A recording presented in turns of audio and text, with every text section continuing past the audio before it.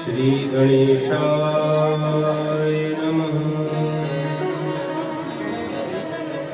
श्री सरस्वती नमः। श्री गुरुचरण कमलेभ्यो नमः। ध्येयं सदा परिभवग्नम् अभीष्टदोहम् तीर्थास्पदं शिवविरञ्चिनुतं शरण्यं भृत्यार्तिहं प्रणतपालभवाब्धिपोतम् वन्दे महापुरुषते चरणारविन्दम्।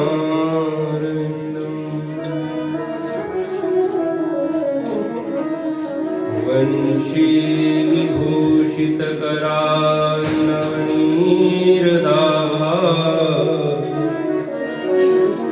पीताम्बरादरुणबिम्बफलाधरुष्टा पूर्णेन्दुसुन्दरमुखारविन्दनेत्रा कृष्णात् परं किमपि तत्त्वमहं न जाने।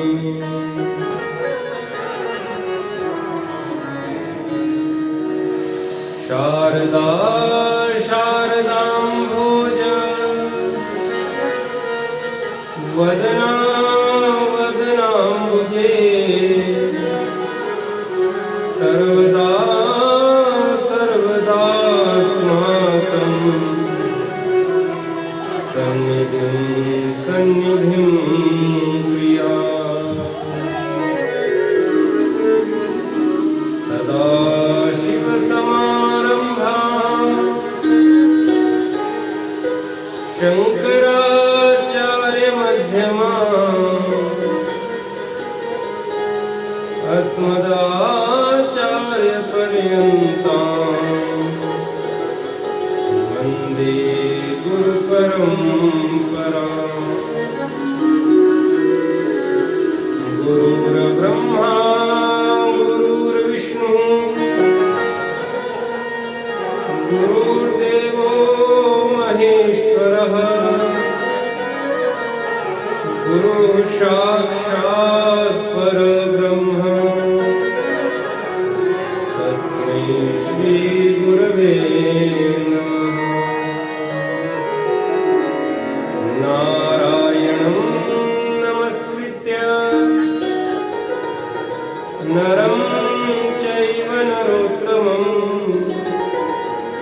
देवीं सरस्वतीं व्यासं ततो जयमुदीरये। मनोजवं मारुततुल्यवेगं जितेन्द्रियं बुद्धिमतां वरिष्ठं वातात्मजं वानरयूथमुख्यं श्रीरामदूतं शरणं प्रपद्ये। राधे मेरी स्वामिनी मैं राधे जुगुदा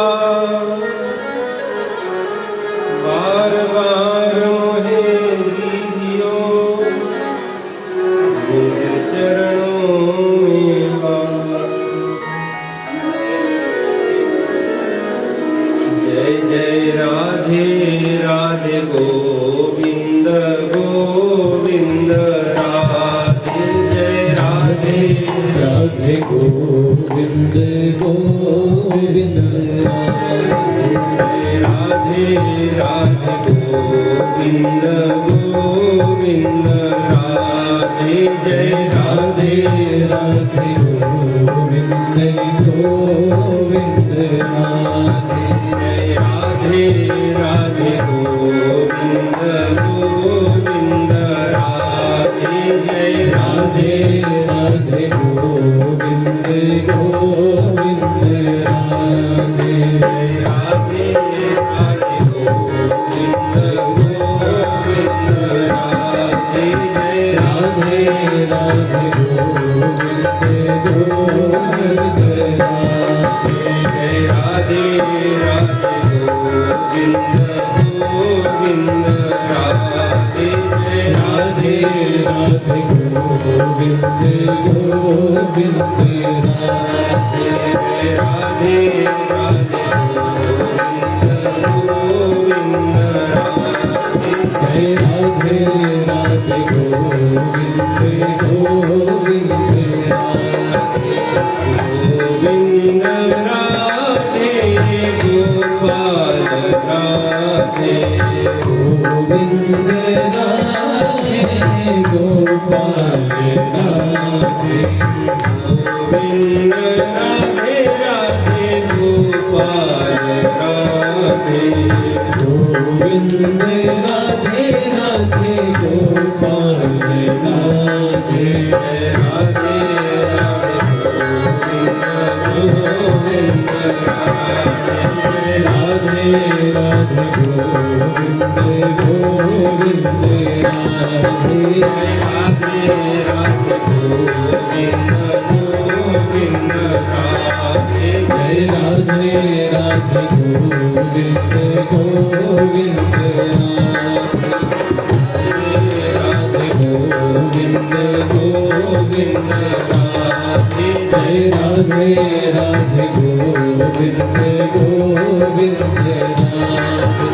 गोविंद राधे गोपाल राधे गोविंद राधे गोपाल राधे गोविंद राधे राधे गोपाल राधे गोविंद राधे राधे गोपाल राधे जय राधे राधे गोविंद गोविंद राधे जय राधे राधे गोविंद गोविंद राधे राधे राधे गोविंद गोविंद राधे जय राधे राधे गोविंद गोविंद राधे राधे राधे गोविंद गोविंद राधे राधे राधे गोविंद गोविंद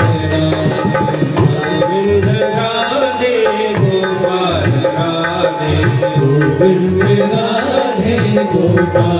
राधे गोविंद राधे गोपाल राधे गोविंद राधे गोपाल राधे गोविंद राधे गोपाल राधे राधे राधे गोविंद गोविंद राधे राधे राधे गोविंद गोविंद राधे राधे राधे गोविंद गोविंद राधे राधे राधे गोविंद गोविंद राधे राधे राधे गोविंद गोविंद राधे राधे राधे गोविंद गोविंद राधे राधे राधे गोविंद गोविंद राधे राधे राधे गोविंद गोविंद राधे राधे राधे गोविंद गोविंद राधे राधे राधे गोविंद गोविंद राधे राधे राधे गोविंद गोविंद गोविंद राधे गोपाल राधे पूरी राधा गोविंद भगवान की जय सद्गुरुदेव महाराज की जय भागवत महापुराण की जय अखंड कोटि ब्रह्मांड नायक भगवान श्री कृष्णचंद्र तस्य यो भगवतः श्री कृष्णस्य वाङ्मयी मूर्ति भागवत शास्त्रम, भागवत शास्त्र को प्रणाम करते हुए वेदिका में आवाहित सभी देवताओं का आशीर्वाद लेते हुए, सभी ब्राह्मणों को नतमस्तक होते हुए, आप सभी श्रोताओं को नमन करते हुए आइए हम आप सभी लोग आज तृतीय दिवस की कथा में प्रवेश करते हैं। बोली बांके बिहारी लाल की जय। गत 2 दिनों से यही चर्चा चल रही है कि भगवान को प्रसन्न कैसे किया जाए। हम आप सौभाग्यशाली जीव है इस कलयुग के। हम आप लोगों को आज इन विपरीत परिस्थितियों में भी भगवान की कथा का श्रवण करने का पुण्य प्राप्त हो रहा है। कथा वास्तविकता में एक राजा के लिए सुनाई गई शुकदेव मुनि के द्वारा, क्योंकि परमहंसों की संहिता है, किसी एक का अधिकार नहीं है इस पर, जो चाहे वो सुन सकता है।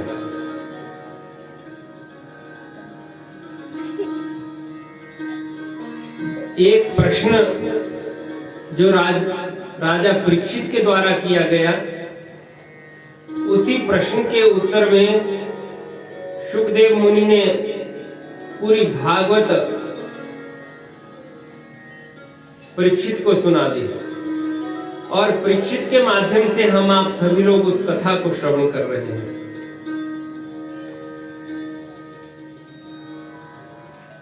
एक संत का दोष किया हुआ था। अब दोष कैसा भी हो, छोटा हो बड़ा हो, परंतु यदि वो दोष मिटा नहीं पाए तो फिर वो दोष बहुत बड़ा बन जाता है। और वही छोटा सा दोष एक ऋषि कुमार के द्वारा श्राप दे दिया गया कि जाओ, तुम्हें तक्षक नाग काट लेगा 7 दिन के बाद। बड़ा सुंदर प्रश्न वहां पर किया कि महाराज, मुझे श्राप लगा है 7 दिन में तक्षक नाग काट जाएगा, तो कृपया करके आप मुझे ये बताइए कि मरने वाले जीव को क्या करना चाहिए। ये सभी का प्रश्न है, परीक्षित का प्रश्न नहीं, हम आप सभी लोगों का ये प्रश्न है। राजा परीक्षित ने एक सच्चे संत को झूठा समझा और रामायण में एक कथा आती है, वहां प्रताप भानु नाम के एक राजा की कथा आती है। उन्होंने एक झूठे संत को सच्चा समझा और पूरा राजपाट खत्म हो गया उस संत के पीछे। संतों को पहचानना बड़ा मुश्किल है, बस इनके चोले को ही प्रणाम किया जाता है, अन्यथा अंदर क्या चल रहा है कोई नहीं बता सकता। अब किसी प्रकार का इनके मन में किसी प्रकार की कोई ऐसी भावना नहीं है कि मेरे द्वारा ऐसा कर्म कर दिया गया, कर लिया तो कर लिया, अब उसकी निवृत्ति कैसे हो। यदि हम आप लोगों को भी पता चल पड़े कि आज से 5 या 6 दिन के बाद हमारी मृत्यु हो जाए, तो हम कितने साधन अपनाएंगे, जाकर के सीधे वेंटिलेटर पर पड़ जाएंगे, किसी न किसी तरह से बच जाएं। 100 वर्ष का भी कोई हो जाए और अंतिम सांस ले रहा हो, उसको भी पूछा जाए कि तुम्हारी अंतिम इच्छा क्या है, तो वही कहेगा कि महाराज बस 1 महीना और जी लेता। तो ये तृष्णा होती है मनुष्य की, जो तृष्णा छोड़ती नहीं है। परंतु कथा से आप लोगों ने ये ज्ञान जरूर लेना है कि परीक्षित ने जीने की राह नहीं पूछी है कि कैसे जिया जाए, उसने ये पूछा है कि मरने वाले को क्या करना चाहिए। इसी प्रश्न के उत्तर में शुकदेव मुनि बता रहे हैं, देखो जीवन तो कैसे न कैसे जी लिया, चाहे सुख में जिया चाहे दुख में जिया। कई बार समाज में ऐसे दृश्य दिखाई देते हैं, लोग भगवान से मृत्यु मांगते हैं।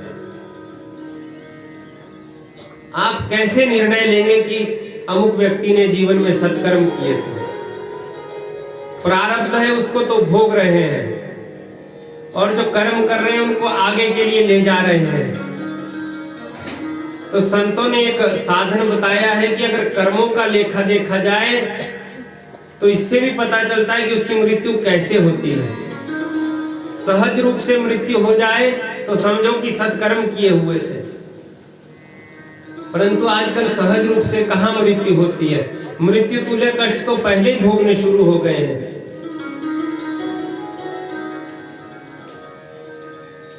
तो यही बताया सुखदेव मुनि ने, संतों के द्वारा भगवान की शरणागति ही एकमात्र उपाय बताया गया है।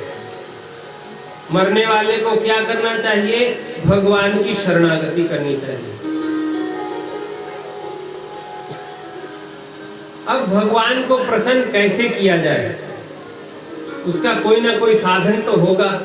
बिना साधन के कार्य को नहीं किया जा सकता। यदि आप लोगों को यहाँ से शिमला जाना है तो आज के समय में पैदल नहीं आप लोग जा सकते। यहाँ से कुछ ना कुछ साधन चाहिए वहां जाने के लिए। तो बस से जाएंगे, गाड़ी से जाएंगे, अन्य किसी साधन से जाएंगे। तो भगवान प्रसन्न कैसे हो?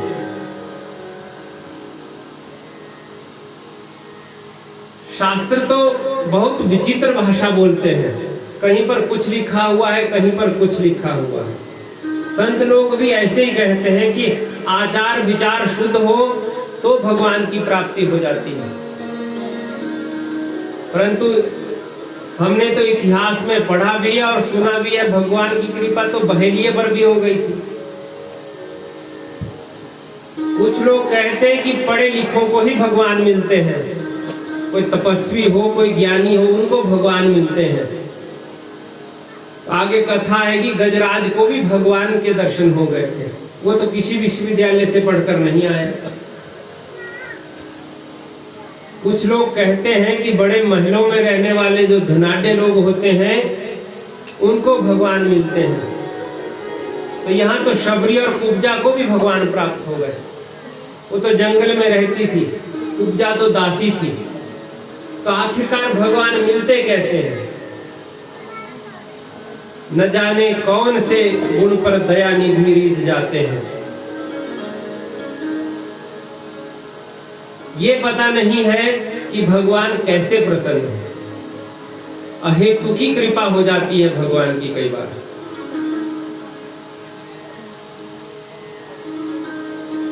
एक शास्त्रों में गुणाक्षर न्याय आता है। लकड़ी में घुण, कीड़ा जो लगता है लकड़ी में, उसको घुण कहा जाता है। गुणाक्षर न्याय है। अब उस लकड़ी में कीड़ा लगा तो क्या हुआ? बाद में जब आपने देखा तो उस कीड़े के द्वारा वहां पर ओम की रचना हुई है, ओम बन गया। आप बड़े प्रसन्न हुए। अब आपने और लकड़ी लाकर वहां रख दी कि फिर से ओम बन जाए। हजारों टनों के हिसाब से लकड़ी समाप्त हो गई, पर वो ओम नहीं बन पाया दोबारा से। तो भगवान की कृपा कैसे हो जाए किसी को कोई पता नहीं है। आप जितने मर्जी साधन कर लो। तो भगवान ने स्वयं कहा है, भक्त्या तुष्यति केवलम न च गुणै भक्ति प्रियो माधवः। भगवान भक्ति से ही प्राप्त होते हैं। भगवान तो दौड़े चले आए, परंतु हम भक्ति से एक बार बुलाए तो सही। दुर्योधन के यहाँ जब भगवान गए तो बहुत व्यंजन दुर्योधन ने बना रखे थे, भगवान के लिए समर्पित किए। परंतु उन सभी व्यंजनों को छोड़ करके भगवान विदुर जी के यहाँ चले गए।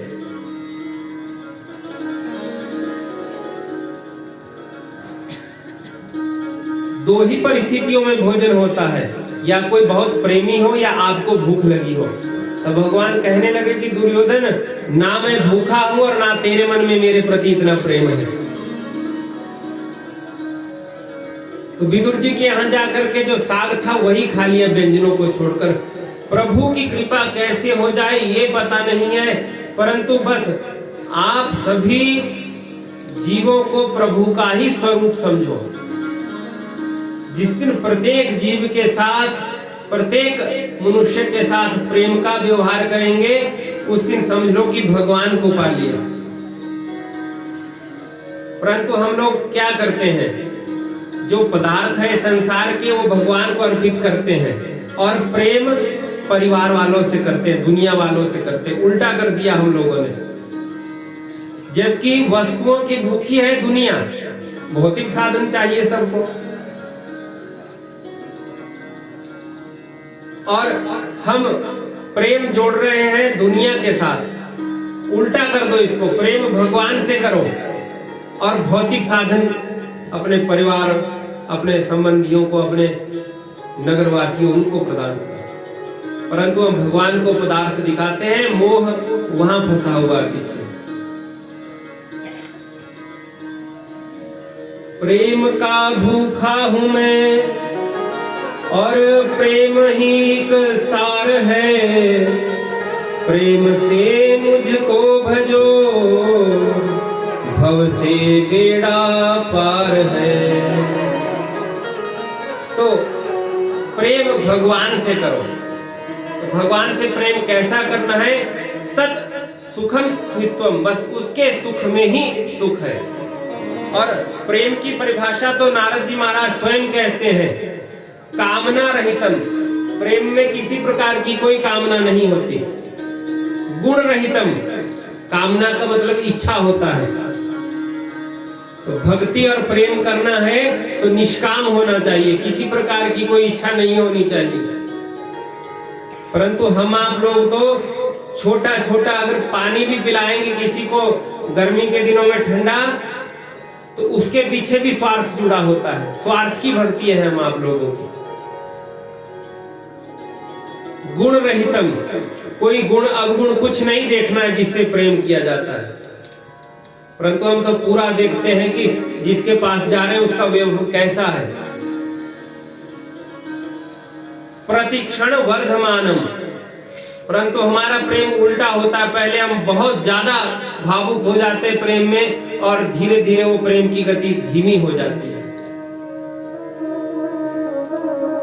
धीरे धीरे शुरू कीजिए भगवान की भक्ति। ये नहीं कि व्यास जी ने कथा सुनाई थी कि भगवान की भक्ति करनी है और नवरात्रों में नवदुर्गा का व्रत ले लिया निराहार, 3-4 दिन तक तो बड़े स्वस्थ रहे, 5वें दिन हॉस्पिटल में जाकर ग्लूकोज लगाना पड़ा जाकर के, तो लेने के देने पड़ जाएंगे। परिवार वालों के ऊपर भी आफत आ जाएगी। बोलिए बांके बिहारी लाल की। तो कहा प्रतिक्षण वर्धमानम, थोड़ा थोड़ा बढ़ते रहना चाहिए। ये नहीं कि एकदम से शुरू कर दिया कि बस आज से 2 घंटे ध्यान लगाया जाएगा। 2 घंटे नहीं, आप 10 मिनट का ही ध्यान लगाइए। किसी को कोई वस्तु दान करते हैं, जरूरी नहीं है कि आप 5 या 10 मीटर कपड़ा दान करो उसको। आप उसको 1 मीटर ही कपड़ा दान करो, परंतु उसका प्रयोजन का वो वस्तु होनी चाहिए। आप 10 मीटर दे रखिए उसके लिए और उसके प्रयोजन की वस्तु नहीं है तो कोई लाभ नहीं है। ऐसा प्रेम प्रभु से होना चाहिए जो प्रतिक्षण बढ़ता रहे। अविच्छिन्नम, अगला लक्षण है प्रेम का, अविच्छिन्न होना चाहिए, छिन्न भिन्न नहीं होना चाहिए बीच में कि आज मिले तो बहुत चिपक कर गले लग गए कि बस आपके बगैर तो हम जिंदा रह ही नहीं सकते, और फिर 1 साल के बाद मिल रहे हैं। ऐसा प्रेम नहीं होना चाहिए। तो भगवान स्वयं कह रहे हैं कि यदि आप लोगों को भव से बेड़ा पार करना है तो प्रेम करना सीखिए। अब साक्षात मंदिर में चले जाइए, ये भी बात नहीं है कि हम मंदिर में जाकर बैठकर प्रेम करने लग जाएंगे मूर्ति के सामने। मैंने आप लोगों को बताया था कि जो मूर्ति है वो तो मूर्तिकार के हम आप जैसे लोगों के द्वारा बनाई गई है। वो मूर्ति बोल भी नहीं सकती, परंतु ये जितनी मूर्तियां यहाँ पर बैठी संसार में दिखाई दे रही हैं, ये उस परमात्मा के द्वारा बनाई गई है।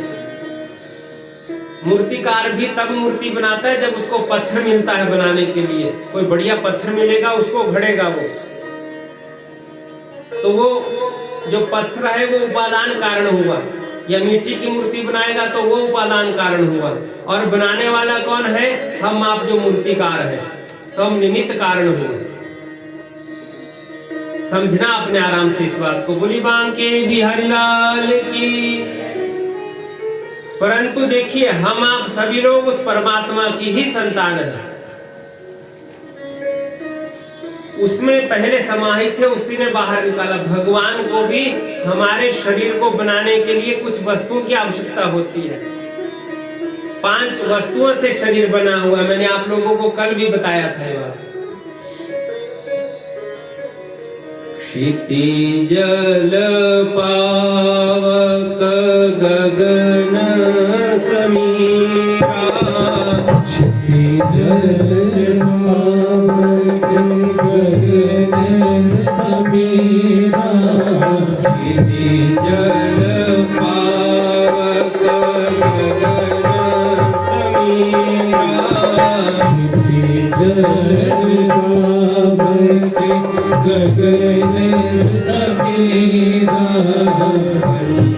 पंचरचित यह अधम शरीरा, पंचरचित यह अधम शरीरा।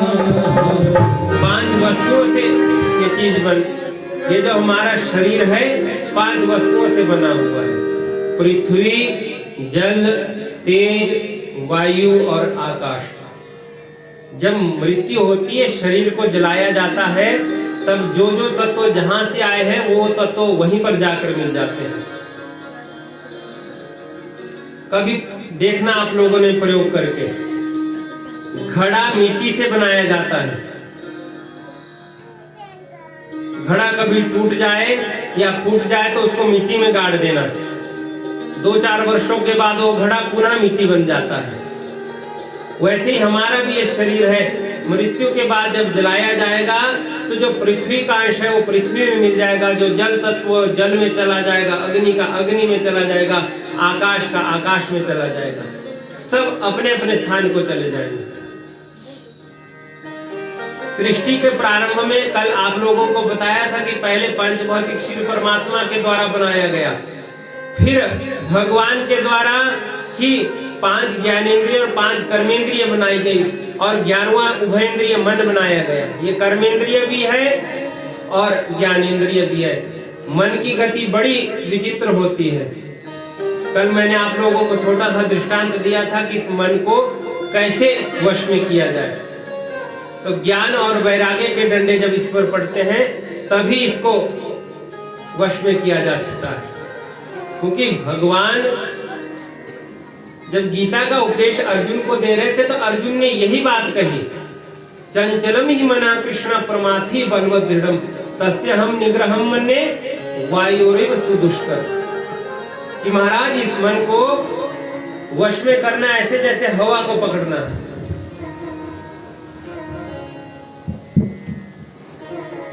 आखिरकार क्यों नहीं होता होगा ये मन वश में? पूजा में बैठो तो 10 सेकंड के लिए भी भगवान के आंखों के सामने नहीं बन पाती मूर्ति की, भगवान के दर्शन हो जाए।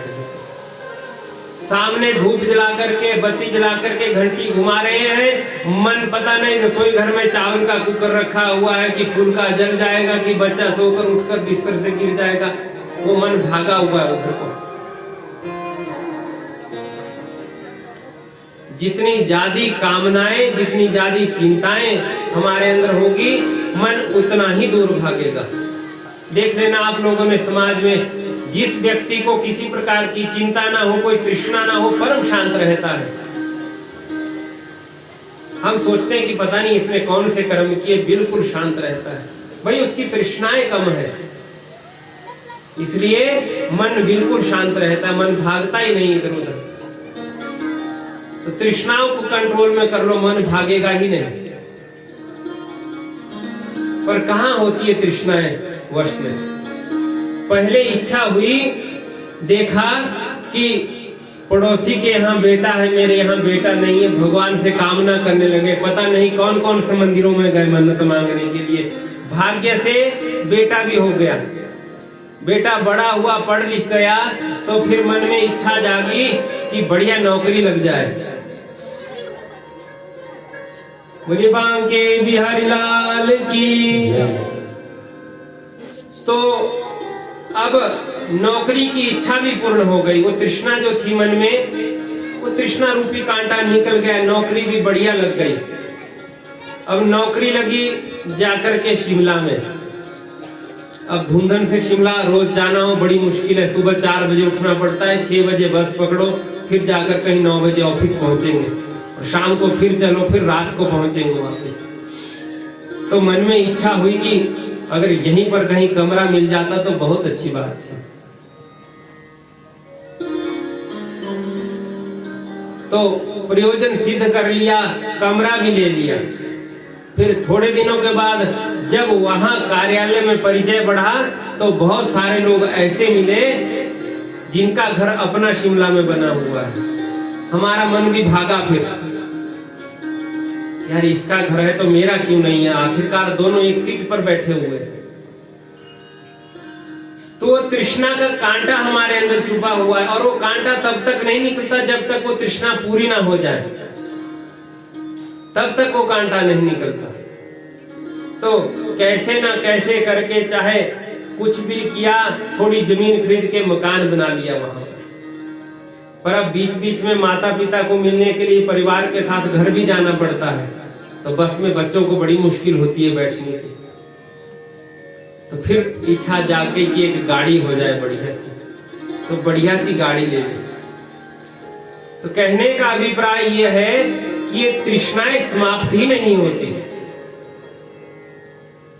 तृष्णा न जीर्णा वयमेव जीर्णा, कालो न याति वयमेव यामः। तृष्णाएं कभी बूढ़ी नहीं होती। बूढ़े व्यक्ति की भी वैसी तृष्णा है, जवान की भी वैसी तृष्णा है, और बालक की भी वैसी तृष्णा है। इसलिए जो विषय है, उन आप जितना विषयों की तरफ जाएंगे उतना पतन होता जाएगा। तो विषयों की तरफ मत भागो। दूसरे के पास क्या है देखो भी मत। ध्यायतः विषयान् पुंसः तेषु संगम उपजायते, संगात् जायते कामः, कामात् क्रोधो विजायते, क्रोधात् भवति सम्मोहः, सम्मोहात् स्मृति विभ्रम, स्मृति भ्रंशात् बुद्धिनाश, बुद्धिनाशात् प्रणश्यति। गीता जी में श्लोक आए हैं ये। आप लोगों ने भी गीता रखी होगी घर में, पर पूजा के स्थान पर रखी होगी। शास्त्रों की पूजा नहीं की जाती, शास्त्रों को पढ़ा जाता है, पर हम लोगों ने उल्टा कर दिया। और शास्त्रों को भी तब पढ़ पाएंगे जब संस्कृत भाषा जानेंगे। संस्कृत जानते ही नहीं तो देखो, आप लोगों को एक बात बताता हूँ। जो क्रिश्चियन होते हैं उनका बाइबल होता है, किस भाषा में लिखा गया है? अंग्रेजी में। उनको अंग्रेजी पढ़नी आती है। जो मुस्लिम लोग हैं उनका कुरान किस में लिखा गया है? उर्दू में लिखा गया, अरबी में लिखा गया, उनको आती है वो भाषा पढ़नी। सिख हैं, उनकी गुरबाणी है, ग्रंथ है, गुरु ग्रंथ साहिब, पंजाबी में लिखा गया, उनको पंजाबी पढ़नी आती है। आप लोगों के ग्रंथ संस्कृत में लिखे गए, आपको आती पढ़नी संस्कृत? बोल बांके बिहारी लाल की। और वैसे सनातन धर्म की जय हो। कैसी जय कर रहे हैं? हमारे को तो वही भाषा नहीं आती जो शास्त्रों में लिखी गई। मेरा कहने का मतलब ये नहीं है कि आप लोग अब संस्कृत पढ़ने के लिए चले जाओ, परंतु 10वीं तक तो आप लोगों ने भी पढ़ी होगी, तो वहां तक भी इतना ज्ञान हो जाता है। लिखा तो बहुत कुछ है शास्त्रों में, पर उसका अर्थ कैसे लिया जाए?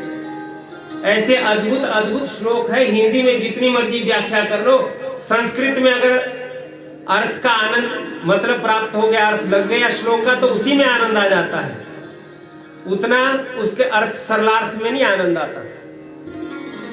परंतु आजकल हम जो संस्कृत पढ़ा हुआ होता है उसको रूढ़िवादी कहते हैं कि रूढ़िवादी प्राचीन भाषा है संस्कृत। और एक बात समझना आप लोगों ने, आपके बच्चों ने बीटेक की होगी, एमटेक की होगी, बेकार बैठे रहते हैं घर में, 5-6 हजार रुपए देते कंपनी वाले और खून चूसते रहते हैं। और देखना जो संस्कृत पढ़ा हुआ होगा उसको किसी प्रकार की कोई चिंता नहीं है। हमने भी संस्कृत पढ़ी हुई है, बहुत बढ़िया, भगवान की कृपा है। बोल बांके बिहारी लाल की। जय। देख लीजिए ब्राह्मण लोग जितने भी बैठे हुए हैं, ये तो संस्कृत पढ़ाने वाले यहाँ पर सेवानिवृत्त भी हो गए। तो हमें अपने बच्चों को संस्कृत पढ़ानी चाहिए, प्राचीन भाषा नहीं है। आप लोग मोबाइल चलाते ना सभी लोग मोबाइल, तो उसमें जब कभी भी जाएं तो गूगल पर सर्च करना जा करके कि सब विज्ञान की दृष्टि से कंप्यूटर के लिए सबसे अच्छी भाषा कौन सी है, आपको स्वयं पता चल जाएगा। मैं नहीं बोल रहा हूँ इस बात को गूगल वाले बोल रहे हैं कि सबसे अच्छी भाषा अगर कोई है तो संस्कृत है, क्योंकि संस्कृत ही एक ऐसी भाषा है जो नए शब्दों का भी सृजन कर सकती है। ये मोबाइल बने हुए इसको क्या कहा जाता है, कंप्यूटर को क्या कहते हैं, सिलेंडर को क्या कहते हैं, सब संस्कृत में भरा पड़ा है। और संस्कृत की एक विशेषता ये भी है कि जो इसमें लिखा जाता है वही पढ़ा जाता है। आप अंग्रेजी पढ़ लो, वहां पर पता ही नहीं लगता कि एल कहां पर साइलेंट होगा कहां पर नहीं होगा, कोई नियम नहीं, जैसे सीखा वैसे बोलना पड़ता है। तो ये संस्कृत की महानता है। परंतु ज्ञान तब होगा जब शास्त्रों को पढ़ेंगे। शास्त्रों को नहीं पढ़ पाएंगे तो बड़ा मुश्किल है। विषयों में ध्यान भटकता रहेगा तो धीरे धीरे क्या होगा, उन्हीं विषयों का संग करने लग जाएंगे। अगर किसी शराबी के साथ रहेंगे तो आप तो शराब पीते नहीं, परंतु 1-2 वर्ष आपने उसके साथ काट लिए तो थोड़े दिनों के बाद आपके मन में भी ये भावना आएगी कि थोड़ा मैं भी चखूं इसको। संगस देशोपजायते, फिर उनका संग करने की इच्छा हो जाती है। ये हमें भी ऐसा करना चाहिए। संगा जायते कामः, फिर जब संग कर लिया फिर वो तृष्णा जागृत हो जाती है कि मुझे भी ये काम करना था। और फिर जब इच्छा पूर्ण नहीं होती है फिर क्रोध उत्पन्न होता है, और क्रोध जब उत्पन्न हो गया तो फिर क्रोध में बुद्धि क्या कर जाती है ये पता नहीं है, फिर सम्मोहित हो जाता है आदमी। जैसे क्रोध जिस तरफ को भागेगा उस तरफ को चला जाता है। आए दिन हम आप लोग अखबार में पढ़ते रहते कि अमुक व्यक्ति ने शराब पीकर कुल्हाड़ी से गला काट दिया। जब वो नशा उतरता होगा तो क्या उसको पश्चाताप नहीं होता होगा इस बात का कि मैंने क्या कुकर्म कर दिया। हम आप लोग भी कई बार आवेश में आकर के ऐसे काम कर लेते, बाद में पछताना पड़ता है। तो जब विषयों में भटकते रहेंगे तो यही स्थिति होगी और अंत में जाकर प्रणश्यति, फिर नाश हो जाता है। क्योंकि जब क्रोध आएगा सम्मोह होगा, सम्मोह से बुद्धि इधर उधर भटकेगी, बुद्धि गलत और सही का निर्णय ले ही नहीं पाएगी। परंतु देखिए कथा से आप लोगों ने ज्ञान लेना है। राजा परीक्षित इधर उधर कहीं नहीं भागे, सीधे उठे और शुकताल में जाकर के गंगा जी के पास बैठ गए जाकर के। और सौभाग्य ऐसा कि परमहंस स्वयं प्रकट हुए हैं भागवती गंगा में स्नान करवाने के लिए। बोली बांके बिहारी लाल की। कल की कथा में आप लोगों ने श्रवण किया था कि श्राप लगा हुआ परीक्षित मुनि को और गंगा के तट पर चले गए। सृष्टि का प्रश्न किया था कि महाराज सृष्टि कैसे प्रारंभ होती है। पहले तो ये पूछा गया कि मनुष्य मात्र का धर्म क्या है, तो धर्म के बारे में बताया गया। अब दूसरा प्रश्न किया गया था कि सृष्टि का निर्माण कैसे होता है। सृष्टि प्रक्रिया 3 बार भागवत में आई है। एक बार परीक्षित को सुखदेव मुनि ने सृष्टि के बारे में बताया है, दूसरी जगह मैत्रेय मुनि ने विदुर जी को बताया है, और तीसरी जगह कपिल जी महाराज ने अपनी माता देवहूति को बताया। वही बात है 3 बार बताई कि सबसे पहले भगवान के नाभि कमल से ब्रह्मा जी उत्पन्न हुए, तो ब्रह्मा से आगे सृष्टि शुरू हो गई। ब्रह्मा जी के मनु और शत्रुपा, वामांग से शत्रुपा हुई और दक्षिण अंग से मनु जी महाराज हुए। इसीलिए तो हम आप लोग जब कुंडली का निर्माण करते, पुत्र हो तो वहां दक्षिण कुक्षौ लिखा जाता है और पुत्री हो तो वाम कुक्षौ लिखा जाता है। उसी समय से चलती आई प्रथा है। अब इन दोनों को आदेश हो गया कि जाओ जाकर के सृष्टि का सृजन करो। तो मनु जी महाराज ब्रह्मा जी से कहने लगे कि महाराज हम तो सृष्टि करने के लिए तत्पर है, परंतु हिरण्याक्ष नाम का एक दैत्य है जो पृथ्वी को समुद्र में छिपा, जिसने पृथ्वी को समुद्र में छिपा लिया है। करे तो फिर सृष्टि कहाँ करे, जल पर तो सृष्टि नहीं हो सकती, चारों तरफ जल ही जल है। तो ब्रह्मा जी अभी इस बारे में सोच ही रहे थे कि उनको एक छींक आई और उनके नासिका के रंध्र से भगवान वराह का अवतार हो गया। बोलिए वराह भगवान की। अब वराह का अब जब रूप आया तो पूछा ब्रह्मा जी से कि क्या बात है, मुझे क्यों प्रकट किया? तो कहने लगे कि महाराज देखो आप स्वयं प्रकट हुए और भगवान विष्णु का ही अंश है, विष्णु का ही अवतार है। महाराज हम सृष्टि का निर्माण करना चाहते, परंतु एक दुष्ट दैत्य हिरण्याक्ष उसने पृथ्वी को जल में छुपा लिया। तो भगवान ने वराह, वराह किसको बोलते हैं कल भी बताया था मैंने आप लोगों को, सुअर को वराह कहा जाता है। भगवान ने सुअर का अवतार लिया। भक्त्याहुतस्तु भगवान याति नीच गृहेष्वपि। भक्ति के द्वारा यदि भगवान को बुलाया जाए तो भगवान तो अधम से अधम के घर में जाने के लिए भी तैयार है। हम आप लोगों के घर में तब भी थोड़ा स्वच्छता रहती है और जगह नहीं हो, परंतु जहाँ भगवान को रखते हैं वहां तो होती होती है। तो भगवान ने अपने भक्तों का मनोरथ सिद्ध करने के लिए वराह, अगर आपको भी कोई बोल दे कि आपको गंदगी में जाना पड़ेगा तो हम तैयार नहीं होंगे, जितने मर्जी भगत बन जाए अपने को। एक नजर शरीर के ऊपर पड़ती है, दूसरी कपड़ों के ऊपर पड़ती है, परंतु भगवान ने वराह रूप में अवतार ले लिया। और अवतार लेने के बाद हुआ क्या कि सीधे गए और जाकर के पृथ्वी देवी जहां समुद्र में थी वहां उसे निकाला और यथास्थान ला करके उसको स्थापित कर दिया। जब पृथ्वी को ला रहे थे तो रास्ते में वो राक्षस मिल गया हिरण्याक्ष।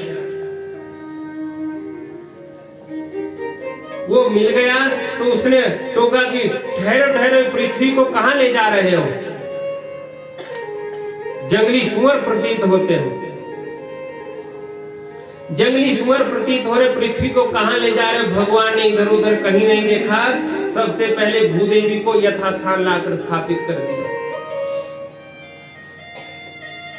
अब राजऋषि परीक्षित प्रश्न पूछने लगे सुखदेव महाराज से कि महाराज ये कौन ऐसा अद्भुत दैत्य था जिसने पृथ्वी को ही चुरा लिया और आखिरकार उसने पृथ्वी को छुपाया क्यों?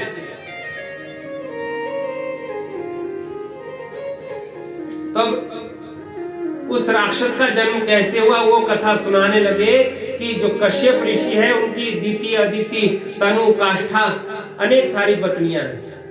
तो कश्यप से जो दीति नाम की पत्नी है उससे दैत्य उत्पन्न हुए और जो अदिति है उनसे देवता उत्पन्न हुआ। एक बार सायंकाल के समय में इस दीति ने कश्यप ऋषि से रति क्रीड़ा की याचना की।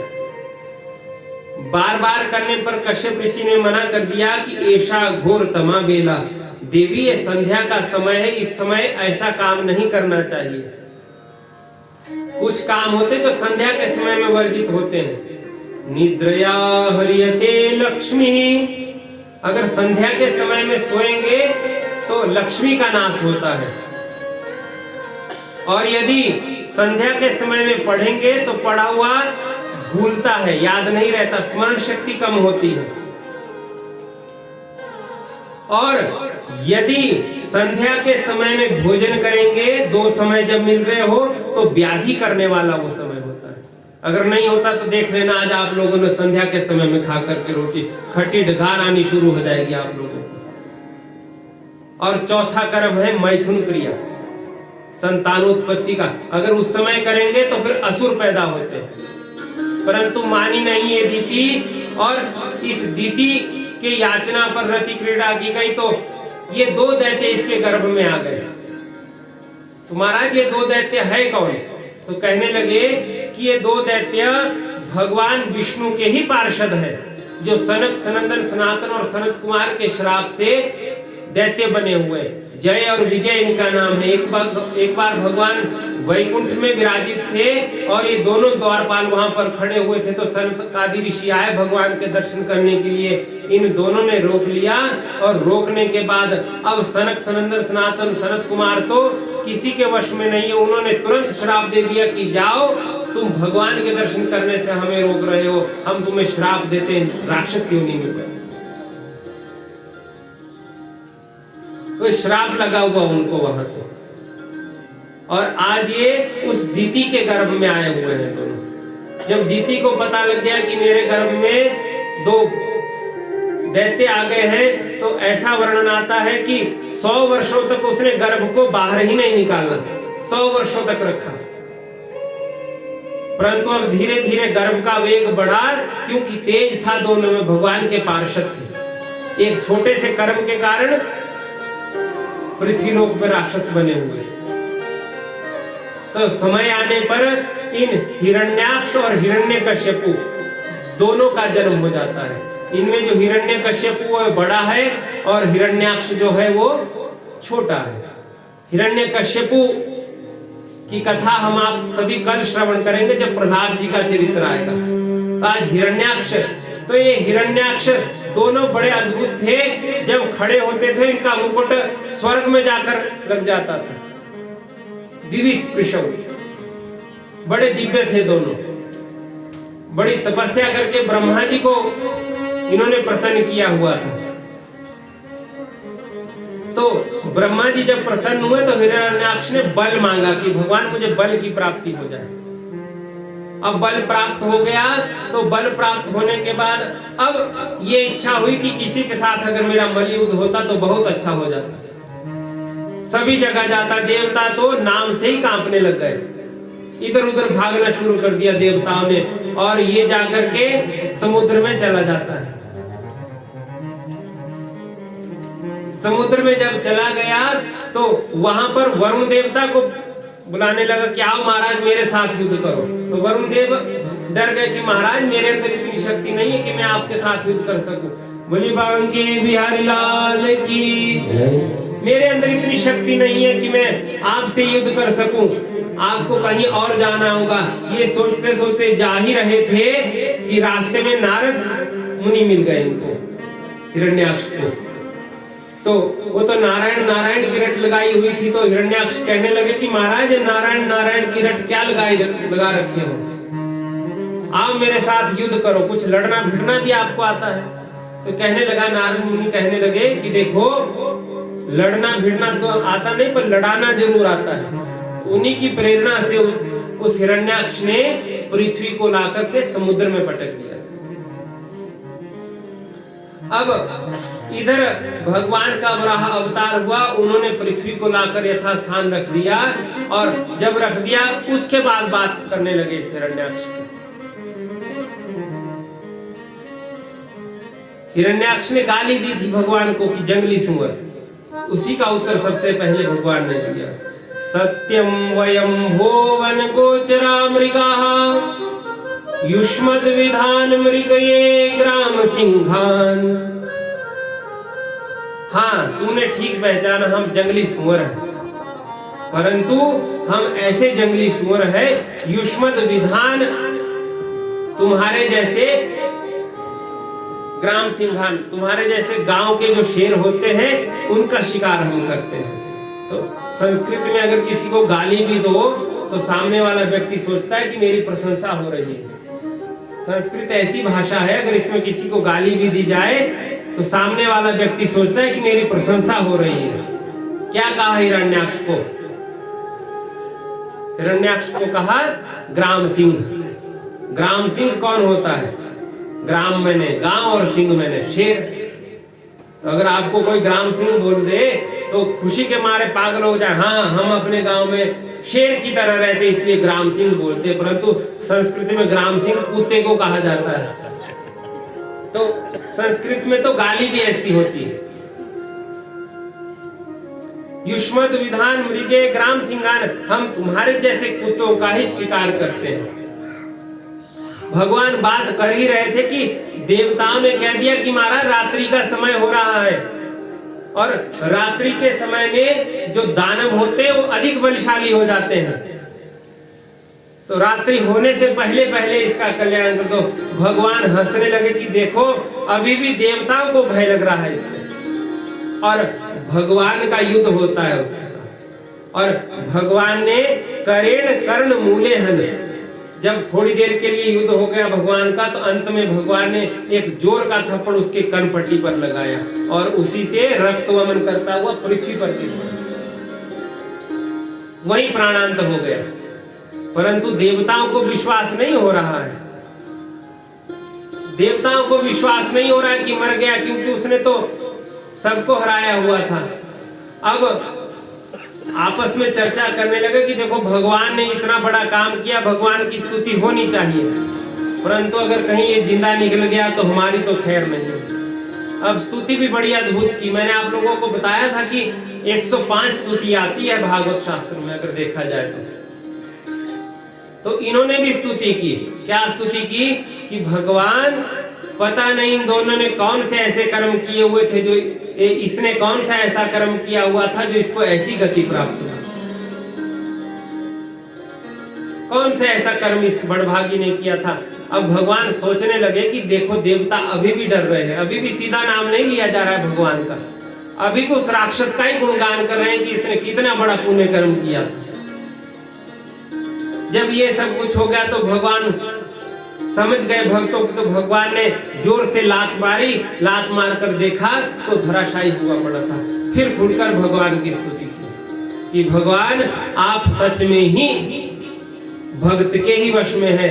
जब जब भक्तों ने चाहा आपने इस धरती का उद्धार करने के लिए अवतार ग्रहण किया।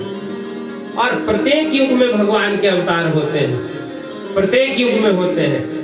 भगवान के सतयुग में भी अवतार हुए, त्रेता में भी अवतार हुए, द्वापर में भी अवतार हुए, कलयुग में भी भगवान का अवतार होगा जब अधर्म बहुत ज्यादा बढ़ जाएगा। पूरा बताया हुआ है भागवत शास्त्र में, कहां पर होगा, कब होगा, कैसे होगा। अगर देखा जाए तो भगवान का चाहे रामावतार हुआ चाहे कृष्ण अवतार हुआ, दोनों कहां पर हुए? वहां पर हुए जहां अधर्म ज्यादा था। हिमाचल में अधर्म ज्यादा नहीं है, तो भगवान भोलेनाथ का ससुराल है। यहाँ पर अधर्म इतना ज्यादा नहीं है, परंतु ये जो लोग नीचे से आते हैं अधर्म फैलाते हैं यहाँ पर आकर के।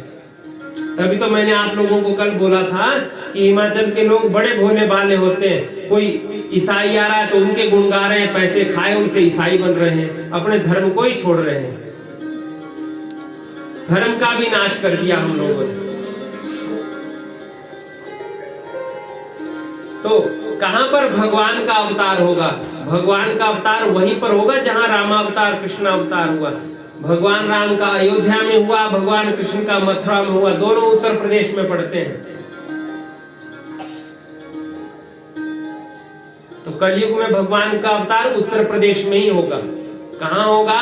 मुरादाबाद जिले में होगा, संबलपुर तहसील में होगा। विष्णु यश नाम के ब्राह्मण होंगे, उनके घर में कल की अवतार भगवान का होगा। बोले बांके बिहारी लाल की।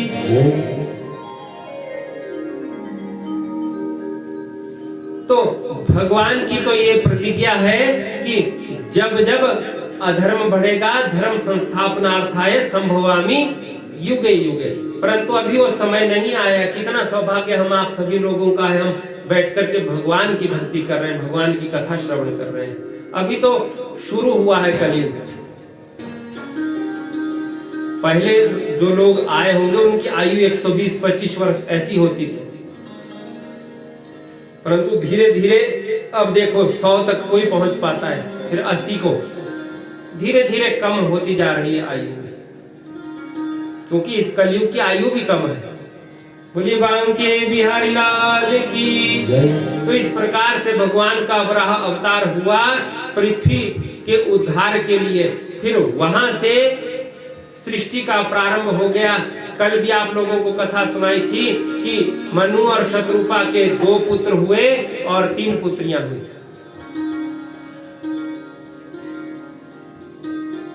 अब ये सृष्टि का जब प्रकरण सुनाने लगे तो सुखदेव मुनि कहने लगे कि हे राज ऋषि परीक्षित, मैं तुमको वही प्रसंग सुना रहा हूं जो मैत्रेय ने विदुर जी को सुनाया था।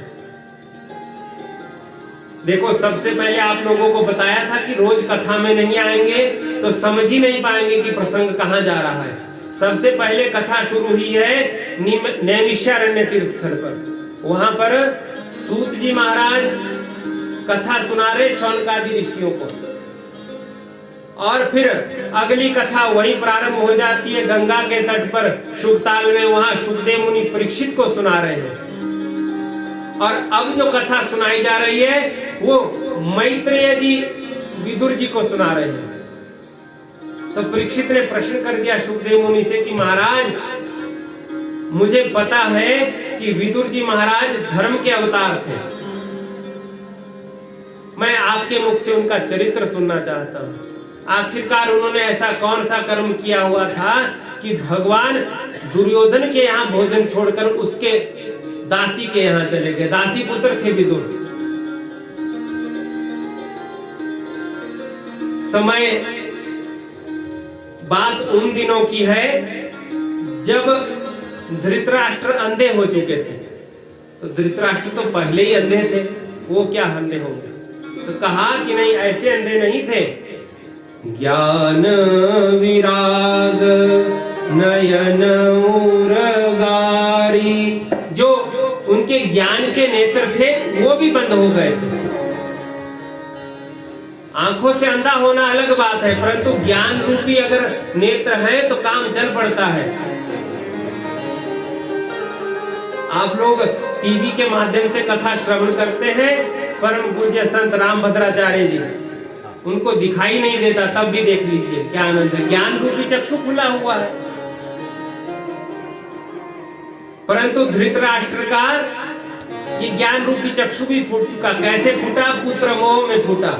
एक दिन की बात है, ये विदुर जी महाराज अकेले में धृतराष्ट्र के पास जाते और कहने लगे, जब महाभारत का युद्ध प्रारंभ होना था, कि महाराज ये जो आपका पुत्र दुर्योधन है ये साक्षात कलयुग है, मूर्तिमान कलयुग है ये, इसलिए आपको इसको अपने राज्य से बाहर निकाल देना चाहिए। धृतराष्ट्र कहने लगे कि विदुर जी आप ठीक बोल रहे हैं। और यही बात दुर्योधन भी सुन रहा था। बात जब अंदर आया तो फटकारने लगा कि अरे दासी का पुत्र, तुम मेरे पिता को ज्ञान देगा और राज्य से बाहर मुझे तू करना चाहता है। और क्या किया उस दुर्योधन ने, क्योंकि वो तो पुत्र के मोह में अंधे हो चुके थे। धृतराष्ट्र कुछ नहीं कह पाए और इस दुर्योधन ने विदुर जी को ही राज्य से बाहर निकाल दिया, जो सदा के मंत्री पद पर बने हुए थे, उनको बाहर निकाल दिया। वास्तविकता में जब मनुष्य की अधोगति होती है ना, जब उल्टा समय आता है तब क्या होता है, एक लक्षण बताता हूँ आप लोगों को। उल्टा समय जब आता है क्या होता है, अपने पराये लगने लगते हैं और पराये अपने लगने लगते हैं। ये सबसे पहला लक्षण है उल्टे समय का। क्या कि जो अपने परिवार वाले होते हैं वो बेगाने लगेंगे और जो बाहर के लोग हैं वो अपने लगने लगेंगे। ये पहला लक्षण है अधोगति का। अब आप लोगों ने समझ लेना कि हमारे घर में हमारे घर वालों की चलती है, किसी बाहर वाले को क्यों नहीं चलती है। बोलिए बांके बिहारी लाल की। तो विदुर जी को निकाल दिया। विदुर जी ने अपने बाण और जो धनुष था वो उठाकर देहली पर रख दिया। क्यों रखा? इसलिए रखा कि कहीं दुर्योधन ये ना समझे कि मैं जाकर के पांडवों की तरफ मिल जाऊं। सब राजा और मंत्री लड़े थे महाभारत के युद्ध में, परंतु विदुर जी महाराज नहीं लड़े थे, क्योंकि वो चले गए तीर्थ यात्रा के लिए। जब तीर्थ यात्रा के लिए दो अवतार महाभारत में ऐसे हुए हैं जो धर्म के अवतार है, समझना आपने इस बात को। ये चलता रहेगा, यहाँ नहीं देखना आप लोगों ने, जो चढ़ाना होगा चढ़ा लेंगे, कोई बात नहीं। बोले बांके बिहारी लाल की। कुछ लोग कथा श्रवण करने के लिए आते हैं, कुछ लोग रिश्तेदारी में भी आते हैं। अब माता जी 90 वर्ष की आयु में कथा करवा रही है तो लोगों में भी ये भाव है कि चलो एक ज्यादा नहीं तो एक दिन ही कथा सुनाएंगे, एक दिन नहीं तो 1 घंटे के लिए बैठाएंगे। आप लोग मुंह देख लेंगे आगे के तो शांति हो जाएगी। अमुक व्यक्ति भी आया था। कथा का तो भाव कुछ और होता है। बोली बांके बिहारी लाल की जय। आइए थोड़ी देर के लिए भगवत नाम का सुमिरन कर लेते हैं, फिर आगे कथा करेंगे। मैं तो जपूं सदा तेरा नाम, दयालु दया करो। मैं तो जपूं सदा तेरा नाम, दयालु दया करो।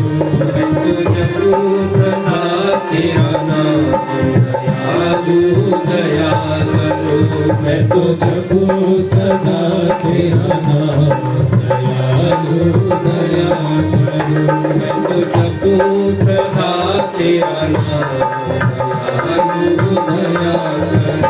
मैं तो जपूं सदा तेरा नाम, दयालु दया करो। दयालु दया करो, दयालु दया करो। कृपालु कृपा करो, कृपालु कृपा करो। मैं तो जपूं सदा तेरा नाम, दयालु दया करो। मैं तो जपूं सदा तेरा नाम, दयालु दया करो। मैं तो जपूं सदा तेरा नाम, दयालु दया करो। मैं तो जपूं सदा तेरा नाम, दयालु दया करो। द्वार खड़े हैं भगत तुम्हारे, द्वार खड़े हैं भगत तुम्हारे। द्वार खड़े हैं भगत तुम्हारे, द्वार खड़े हैं भगत तुम्हारे। अपनी दया के खोलो द्वारे, अपनी दया के खोलो द्वारे। अपनी दया के खोलो द्वारे, अपनी दया के खोलो द्वारे।